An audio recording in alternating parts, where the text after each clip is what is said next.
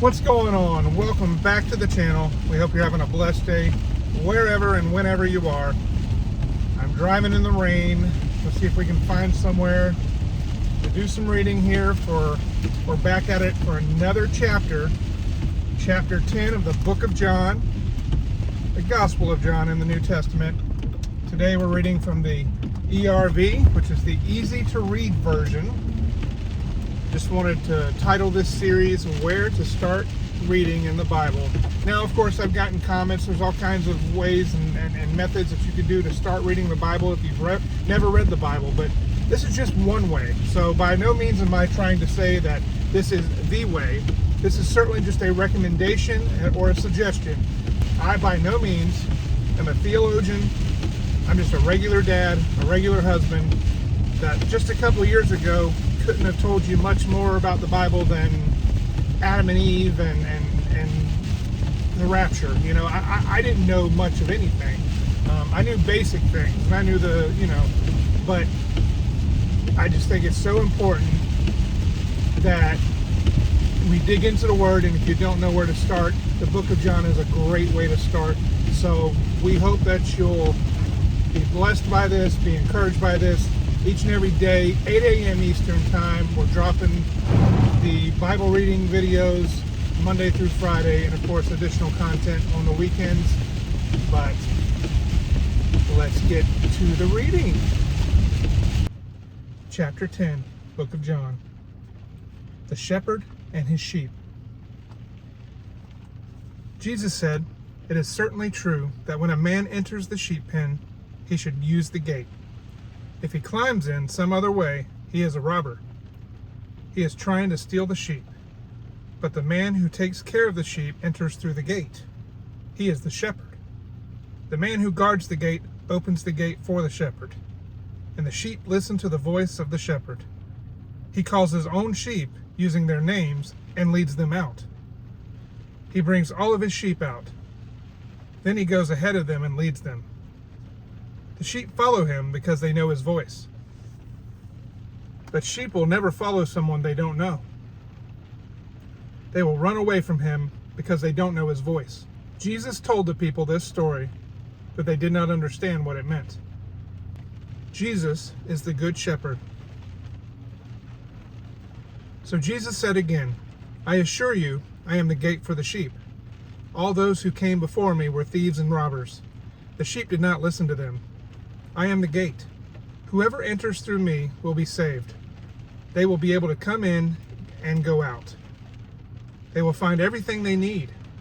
A thief comes to steal, kill, and destroy, but I came to give life, life that is full and good. I am the good shepherd, and the good shepherd gives his life for the sheep. The worker who is paid to keep the sheep is different from the shepherd. The paid worker does not own the sheep. So when he sees a wolf coming, he runs away and leaves the sheep alone. Then the wolf attacks the sheep and scatters them. The man runs away because he is only a paid worker. He does not really care for the sheep. I am the shepherd who cares for the sheep. I know my sheep just as the Father knows me, and my sheep know me just as I know the Father. I give my life for these sheep. I have other sheep too. They are not in this flock here. I must lead them also. They will listen to my voice. In the future, there will be one flock and one shepherd. The Father loves me because I give my life. I give my life so that I can get it back again. No one takes my life away from me. I give my own life freely. I have the right to give my life, and I have the right to get it back again. This is what the Father told me." Again, the Jews were divided over what Jesus was saying. Many of them said, "A demon has come into him and made him crazy. Why listen to him?" But others said, "These aren't the words of someone controlled by a demon. A demon cannot heal the eyes of a blind man." The Jewish leaders against Jesus. It was winter, and the time came for the festival of dedication at Jerusalem. Jesus was in the temple area at Solomon's porch. The Jewish leaders gathered around him. They said, "How long will you make us wonder about you? If you are the Messiah, then tell us clearly." Jesus answered, "I told you already, but you did not believe. I do miracles in my Father's name. These miracles show who I am, but you do not believe because you are not my sheep. My sheep listen to my voice. I know them, and they follow me. I give my sheep eternal life. They will never die, and no one can take them out of my hand. My Father is the one who gave them to me, and he is greater than all. No one can steal my sheep out of his hand. The Father and I are one. Again, the Jews there picked up stones to kill Jesus. But he said to them, "The many wonderful things you have seen me do are from the Father. Which of these good things are you killing me for?" They answered, "We are not killing you for any good thing you did, but you say things that insult God. You are only a man, but you say that you are the same as God? That is why we are trying to kill you." Jesus answered, "It is written in your law that God said, 'I said you were gods.' This scripture called those people gods, the people who received God's message. And scripture is always true. So why do you accuse me of insulting God for saying, 'I am God's son'?